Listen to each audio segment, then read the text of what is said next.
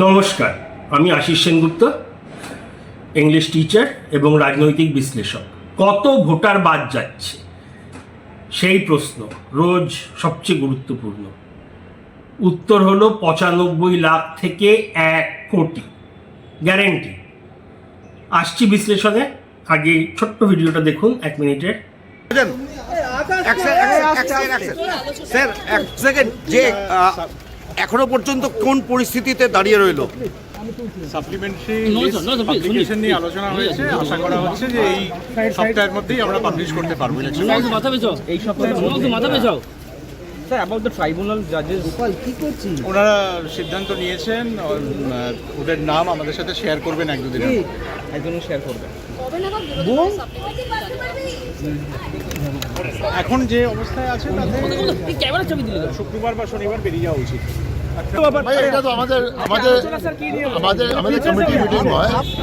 Committee meeting হলো, আলোচনা কি আছে? আলোচনা তো এটাই আছে যে কেসের অ্যাডজুডিকেশন আছে, ওটাই নিয়ে আলোচনা আছে। সেটা তাদের কি অবস্থায় রয়েছে এখন? সেটা তো আমি এটা বললাম, 21 লাখ প্রায় হয়ে গেছে, নিষ্পত্তি হয়ে গেছে। বাকি কাজ চলছে, ফার্স্ট কাজ চলছে। সাপ্লিমেন্টারি লিস্ট জানলে সব তৈরি হচ্ছে, খুব তাড়াতাড়ি বলবে। আচ্ছা, ট্রাইব্যুনাল নিয়ে কোনো আলোচনা হয়েছে স্যার? ট্রাইব্যুনাল নিয়ে সব আলোচনা চলছে এখন যেটা আছে। হাইকোর্ট থেকে মিনিটস বের হবে। ঠিক আছে, কবে সাপ্লিমেন্টারি বেরোবে? এটা তো মিনিটস ইস্যু করবে অনারেবল হাইকোর্ট। আমরা তাড়াতাড়ি চেষ্টা করছি।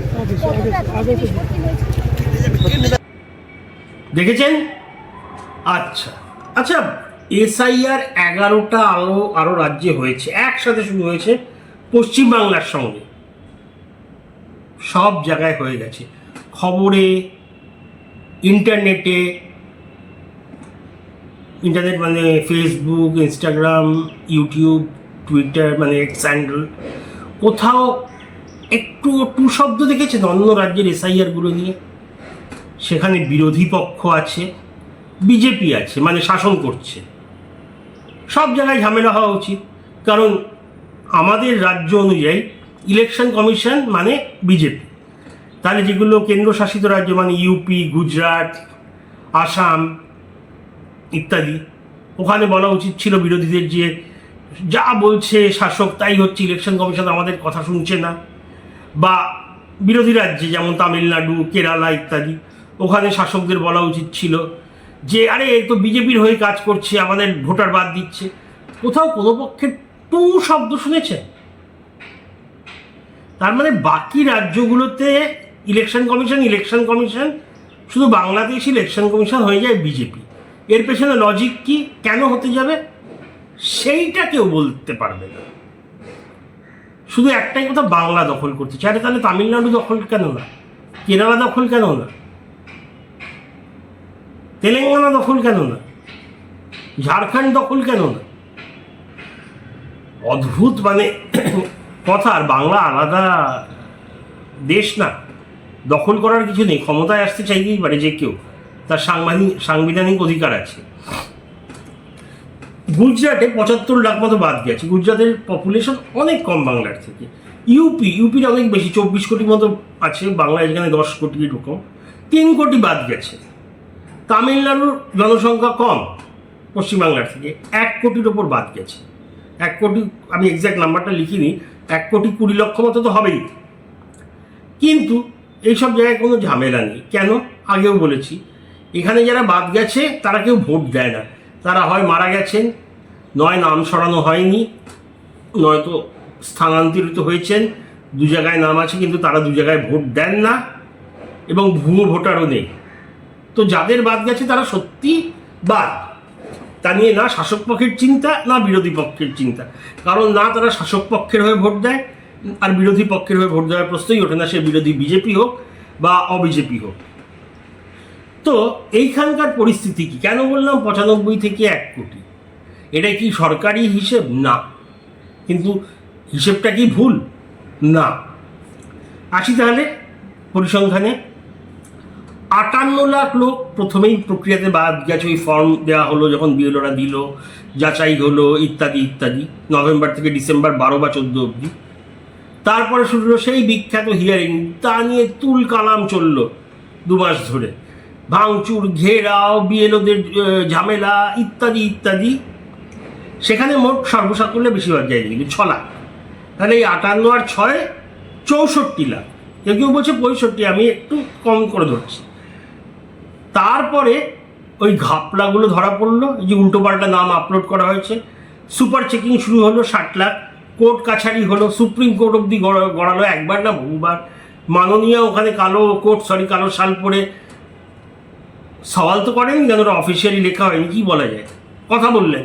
যাই হোক, সেই প্রক্রিয়া মানে ইআরওরা নাকি তাদের উপর নাকি ওই মাইক্রো অবজারভাররা এআই দিয়ে উল্টো পাল্টা কিসব করছে, অভিযোগ এলো, ঘ্যানোর। তারপরে বাধ্য হয়ে বারবার কোর্টে আসছিল সুপ্রিম কোর্টের বেঞ্চ, যেখানে প্রধান বিচারপতি সূর্যকান্ত ছিলেন।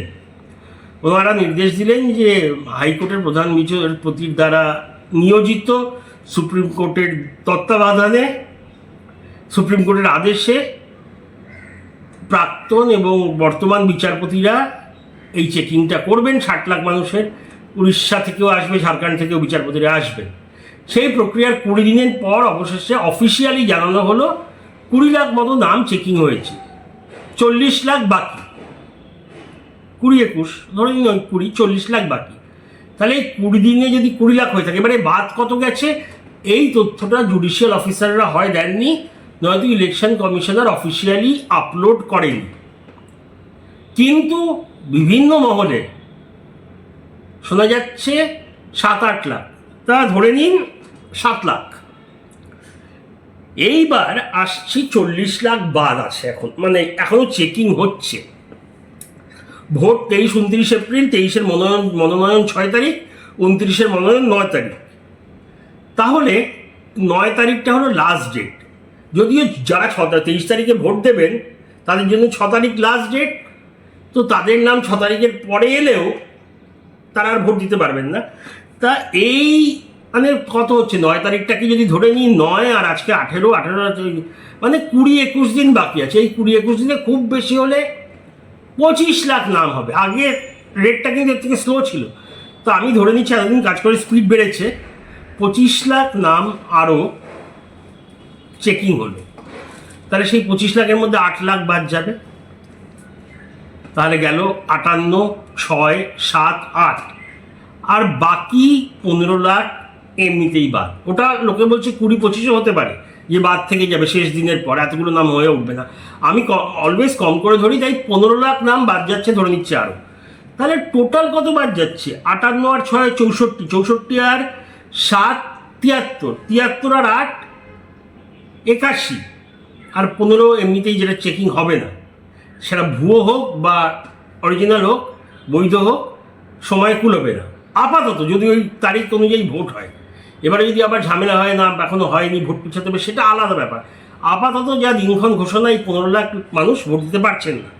তাহলে 58, 6, 7, 8, 64, 71, 71 আর 64 আর 6, এই 58 আর 6 64, 64 আর 7 হলো 64 আর 7 হলো 71, 71 আর 8 79, ধরে নিন 80, আর যে 15 বাদ, মানে 95 লাখ এমনিতেই দিতে পারবে না। এইবারে এই লাস্টের যে ক্যালকুলেশন 7, 8, 15, এটা খুব কম এস্টিমেট করে ধরছি। এইটুকুনি আমি বলতে পারি, এর থেকে বাড়বে বরং কমবে না। লোকে বলছে 40% নাম বাদ যাচ্ছে, যা চেক হচ্ছে, আমি 30% ধরে নিয়ে হিসাবটা করেছি।